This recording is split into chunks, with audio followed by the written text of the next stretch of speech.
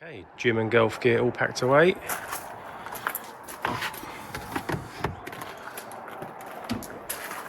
Let's go.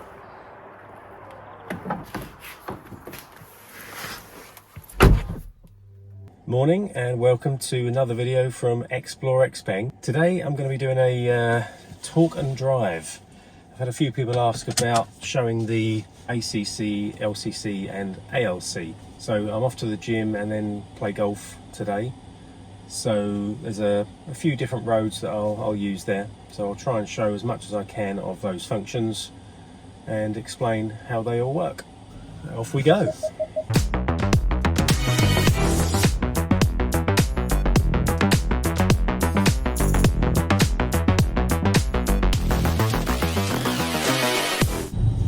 So going to be a little bit strange for me this morning. So I'm normally got the music on, humming along, but today talking to you is going to feel a little bit different.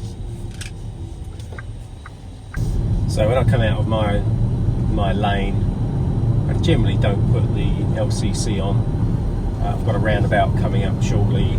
As you probably know, this system doesn't handle roundabouts. It's given me a speed limit warning already. If I remove that, I don't tend to get it again. I have the sounds coming out of my speaker headrest as well, so it's not too in your face, it's quite unobtrusive. I'm in individual drive mode. I'll show you my settings. Basically it's eco mode, but with heavy steering and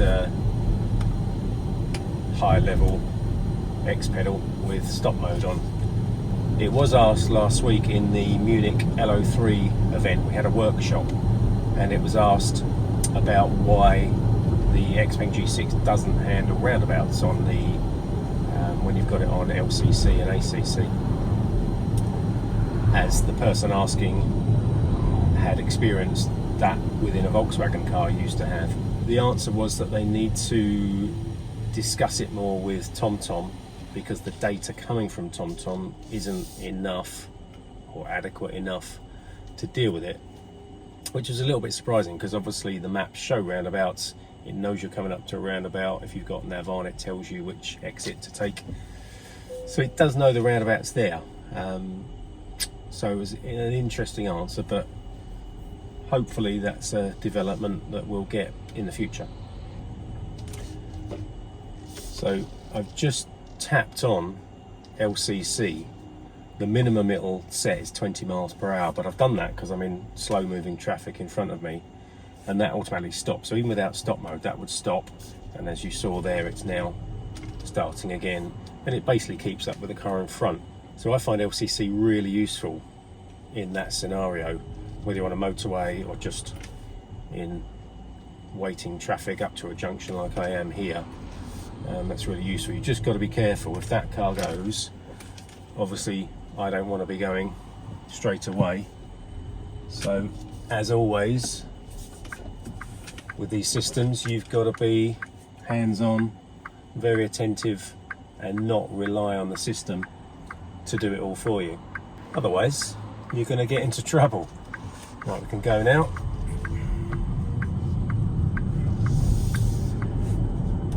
Hi. Massage on. Massage for driver is turned on. So I've got a lot of back problems. I had surgery just over 18 months ago for spinal disc compression, and caused me a lot of sciatic problems down my left side. Still have a very numb foot and still have a lot of problems. So for me, the key thing was comfort, and these seats are so comfortable. It was only this and the Smart #5 that were comparable on comfort, but the fact this has 9 massages, unbelievable. Really helps me just loosen up my back when I'm sitting down. Sitting down is not good for me, hence I have the seat quite laid back. I can't sit too upright because of the pressure down my spine. It compresses my spine too much. So yeah, I find this so comfortable. And Now we're on dual carriageway here. I'm going to flick the ACC on one tap. I'm currently behind a van, and that's adjusted to 55 miles per hour because that's what that van's doing. I've actually set it at 65. There's 3 different settings that you can have the ACC on. One is to just advise you what the speed limit is. One will actually adjust to the speed limit automatically. Now I find that it's good sometimes, not in others. If I show you here in the settings, driver assistance,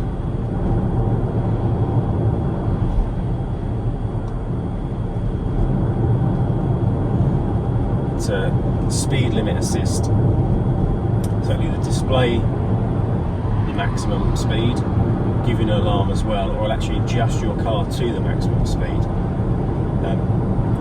I've got it on adjust for now, but as I say, you have to be careful. You don't always want to be doing the maximum speed or the minimum speed sometimes. Not that I would go over the speed. If I now press twice on the right stalk, you'll see the blue line on my SR assist, and I always have the SR assist in the centre there so I can see that that's now lane keeping. Some people like the navigation map in the middle, which you can do. If you press down the scroll wheel, it comes up, you can adjust it, and you use the left or right toggle to change to map mode,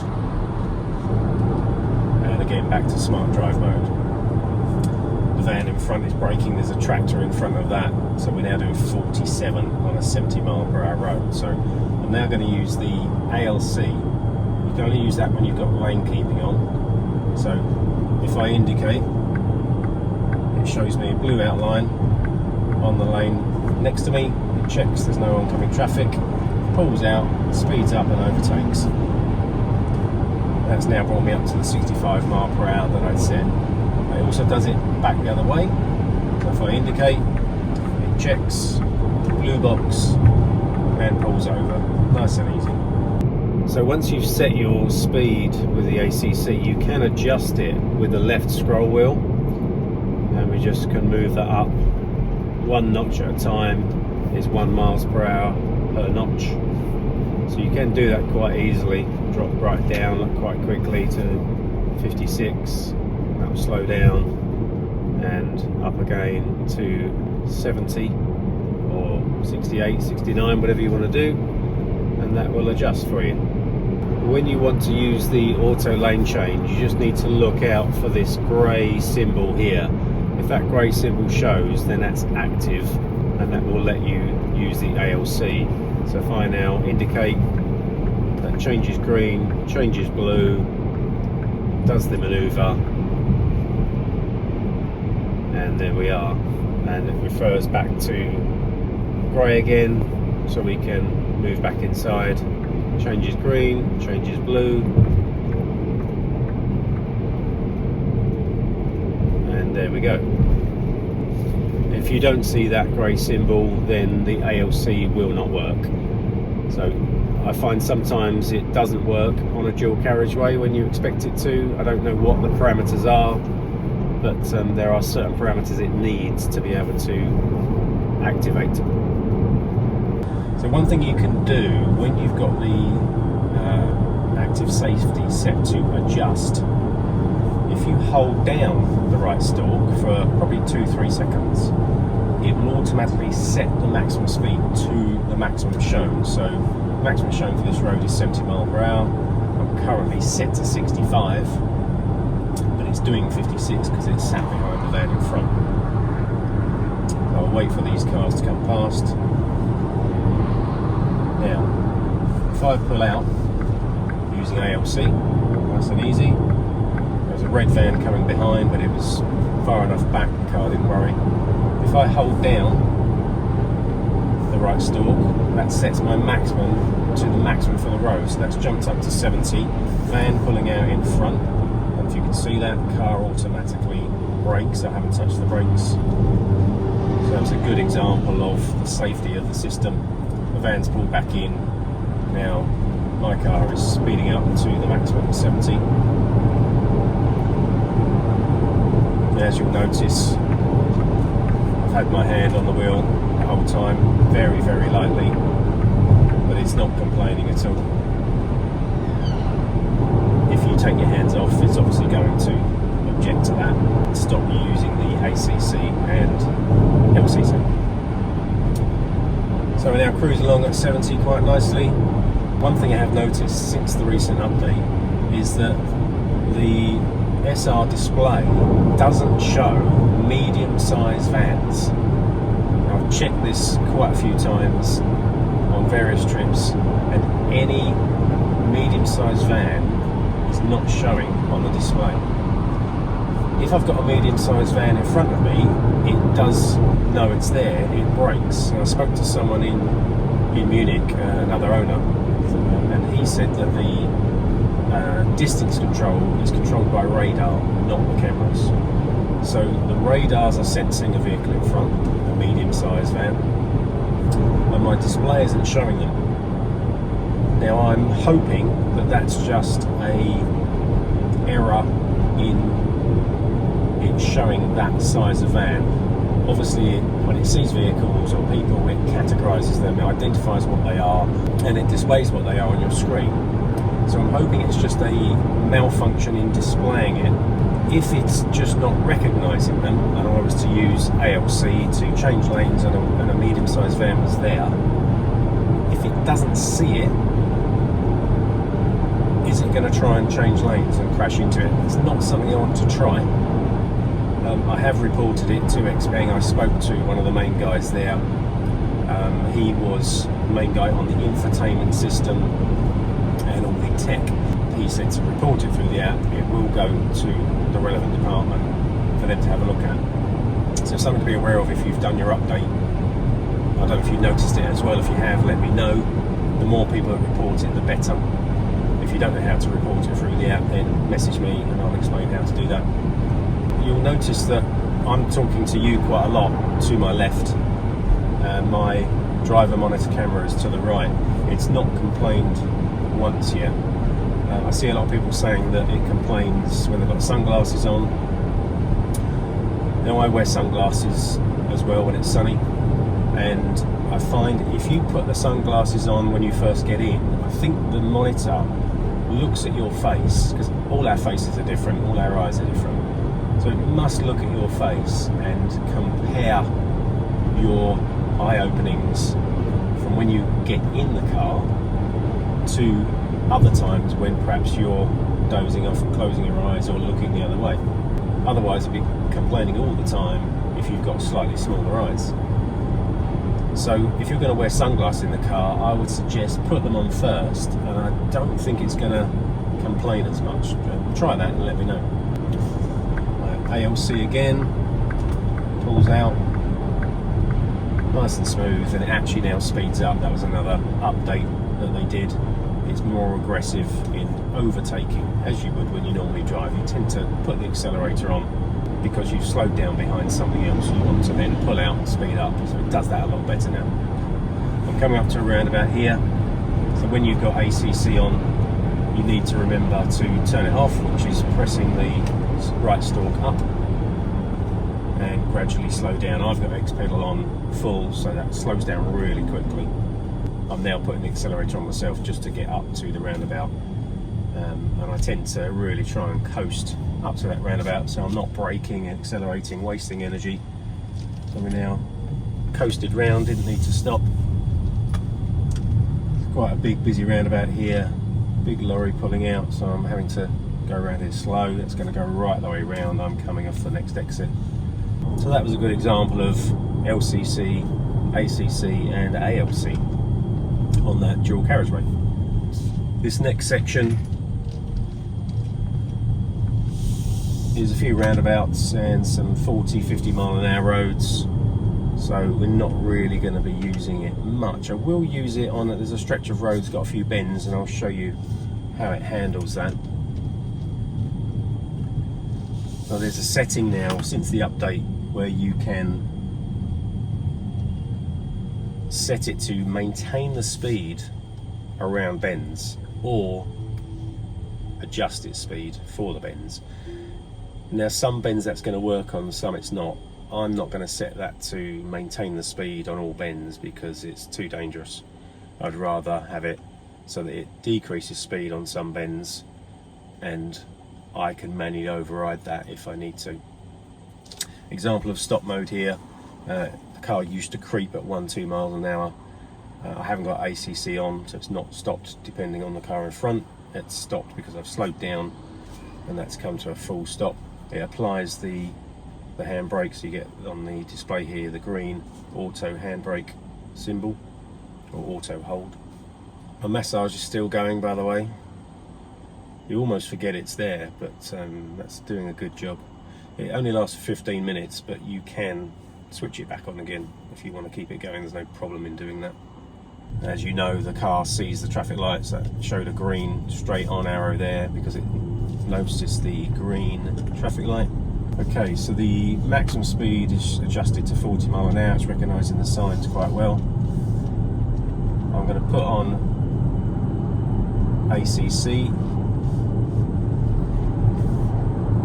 Now worryingly, that's gone to 70 mile an hour, which is not the correct speed for this road. I'm going to try that again. I notice ACC won't work so well when you're going around bends. It needs to have a straight road to just activate better. Let's just try that again. Hard down, okay, that's now set to 40 mile an hour, which is the max for the road. So it's going to follow that car in front. I'll now put on LCC and see how well it handles these bends. So double tap the right hand stalk. We've now got the blue line. That's automatically braking because the cars in front have braked at more temporary traffic lights. That's now creeping up to the blue Picasso in front, and that's going to auto stop. I'm not touching the accelerator or brake. Efficiency is quite good today. We're showing 323 miles range with a 93% charge. So I charged overnight to 100%. I had X-Guard on, so that used up I think 2 or 3% by the time I got in it this morning. Currently showing 27.3 kilowatt hours per 100 miles, so that's just under 4 miles per kilowatt hour, which is pretty good. A few people ask as well about the streaming rear view mirror. A few people can't get on with it. At first I couldn't either, but I had it set as a normal mirror to look out the rear window. But when I switched on to the camera view, I had a little bit of glare, and because it was more angled, flatter, my view was diagonal into that mirror, which meant this eye was seeing the mirror closer than this eye, or the camera, or the display. There's like a screen, so it's looking at the screen from an angle. So I noticed that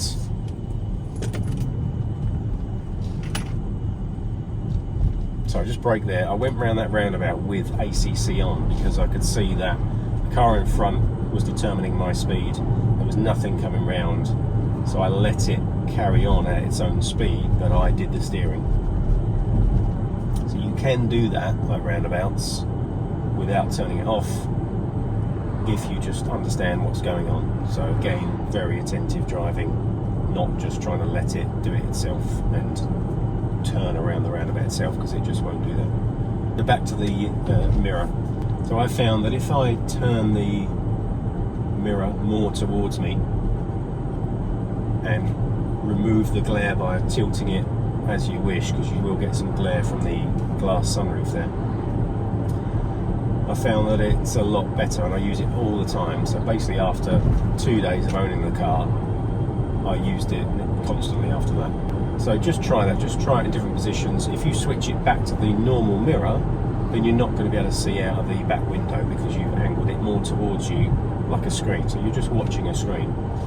So try that and let me know how you get on. So back to the LCC. I've had LCC on all that time. I have been steering as well. I've been talking to you and needs a bit of attention. So we're 50 mile an hour. We've got a bend coming up, it's quite sharp, says max speed 40. I'm helping it round this corner. It's lowered down to 39, 40 mile an hour. And same with this one. It's not doing those bends on its own. This is quite a sharp one as well. It's turning pretty well here. Car coming, so I'm not going to risk that.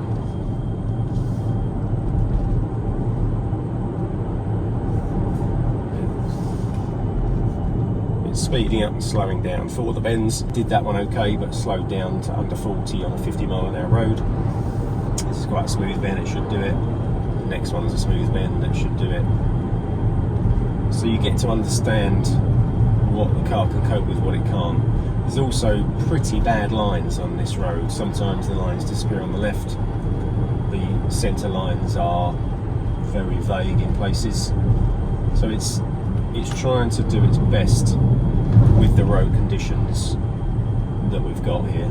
So I'm not complaining that it's not able to completely go around all the bends on its own. It's about understanding the system and what it's capable of and the roads that you've got. If you haven't got decent lines on the road, it's not going to follow the road very well.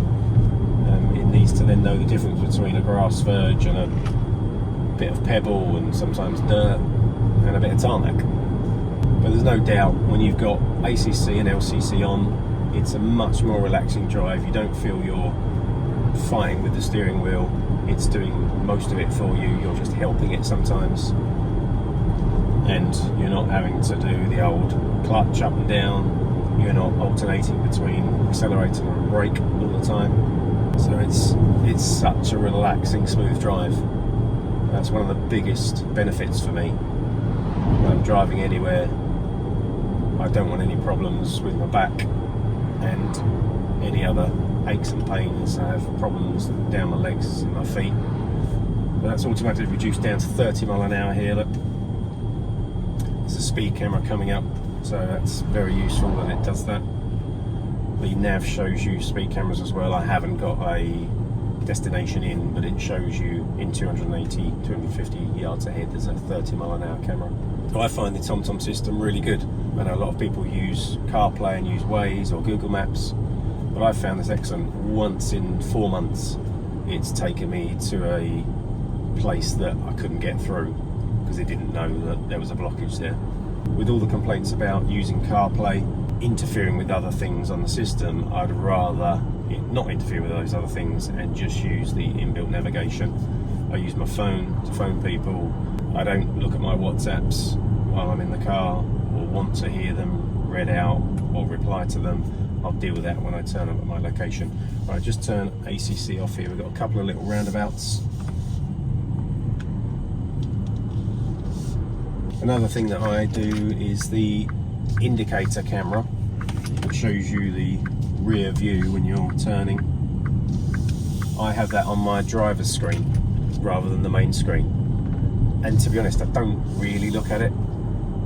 I think it's useful if you're in traffic where you've got lots of cyclists. You might have cyclists coming up your left-hand side and you're trying to turn left, so you've got to be really careful, and you can see those a lot better than using your mirrors. But otherwise, I don't really look at it. So I didn't want it large on the main screen here and obstructing the navigation. So I've got it coming up on the driver's screen. And that's a simple setting in the system here. Okay, I'm going to put ACC on here again, and LCC. Let's do both. It's a 30 mile an hour road. There's traffic lights up ahead.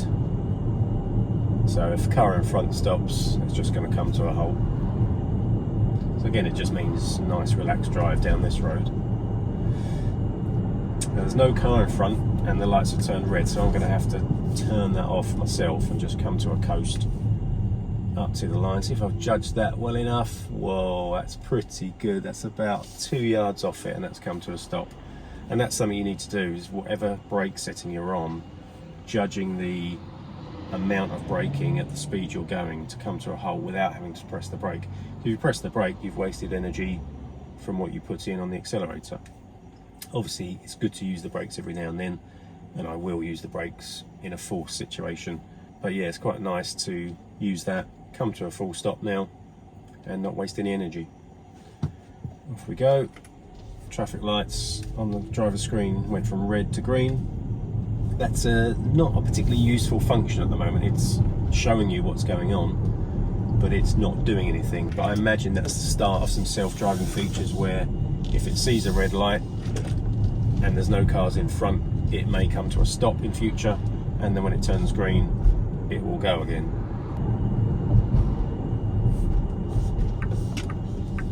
Pram crossing here on the zebra crossing, so I needed to use my brakes there first time for a little while.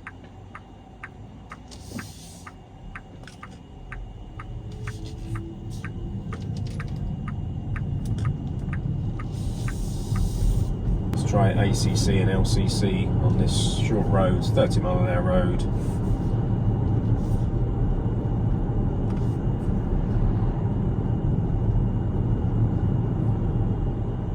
That's nice and easy. It's a slower speed. It's very easy for the car to deal with bends at slower speeds. So let's see if we can go all the way up to this next mini roundabout with the car doing all the turning.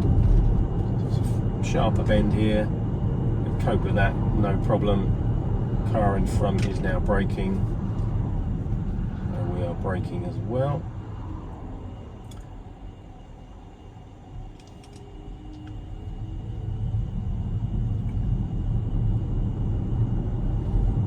As always, got my hands on the steering wheel. The lines here are really vague, so the car actually did a little bit of right and left there because it couldn't quite see the lines. I think it saw one cross a bit clearer. I've got a mini roundabout here. No cars coming from the right. I'm going to leave that on. That's fine. I need to turn left here at the traffic lights, so I will cancel the ACC and do that manually.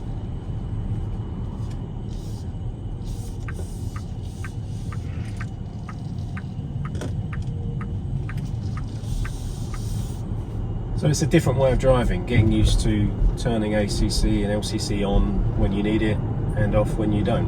So I'm nearly arrived now at the golf club where I'm going to do a Pilates class this morning to help with my back, and then stop for some lunch, and then I've got golf later with about 6 of us, I think. So that was quite nice. It's the first time I've driven and spoken to the camera like this, so hopefully it was okay. And it wasn't too distracting for me. The car helps you relax and doing a lot of the work, so yeah, that was quite easy. While we're here, I may use the self-parking, the new self-parking, where you don't need lines. I always park at the back of the car park here because you get a bit more space than these parking spaces with the lines, so I park on the gravel at the back. So let's see if we can choose a space with the new way, then park up like that. It's busy this morning. Okay, all right, there's one there.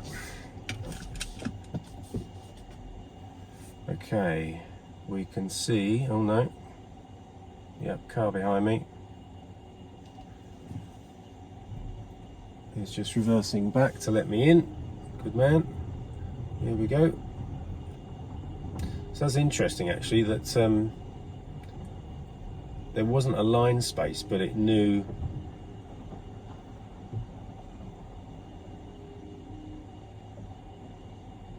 there you go.